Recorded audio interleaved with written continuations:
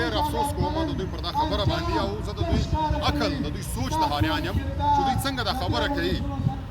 که چیرې د مشر منظور پښتون له موټره څخه پر دوی ډزې سوي ولای خو هغه ډزې به د دوی پر موټرانو یا پر دوی لګېدلی دا څنګه کېدلی سي چې ډزې د منظور پښتون د موټره څخه کېږي او بیا هغه ګولۍ واپس د منظور پښتون په موټر کې لګېږي نو دوی د لږ سوچ وکړي دوی ته شرم پکار دی داسې د درواغو پر بیانو باندې چې دوی ورکوي نو فایرینګ دوی کړی دی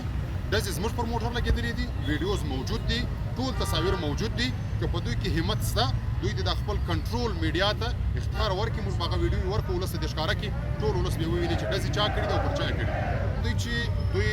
اړولی دی خیبر پښتونخوا ته سهار دوی د ډېر اسماعیل خان سټي تاڼې پولیسو ته مشر منظور پښتون حواله کړی دی خو په 15 منټو کې دننه یې برته د هغه تاڼې څخه ایستلی دی له هغه وروسته اوس هیڅ معلومات نشته چې دا یې چیرې وړی دی چا وړی دی چیرې ایښی خدمات خو دلته پر هر هغه چا باندې دوی درج کړي دي چې څوک دلته د امن خبره کوي څوک د دهشتګردۍ مخالفت کوي څوک د خپلو حقوقو خبره کوي د خپلې ژبې خبره کوي د خپل وطن خبره کوي نو هغه مقدمې چې دي هغه عیني هیڅ حیثیت نه لري هغه ټولې د درواغو مقدمې دي ټول دوی دغه عیني کوم نکات چې دوی راخیستي دي دا همیشه دوی د هغه خلکو خلاف استعمال کړي دي چې چا دلته د حق خبره کړې ده چا د امن خبره کړې ده نو د هغو هېڅ داسې عیني حیثیت نشته خو بهرحال د دوی زور دی د دوی بدماشي ده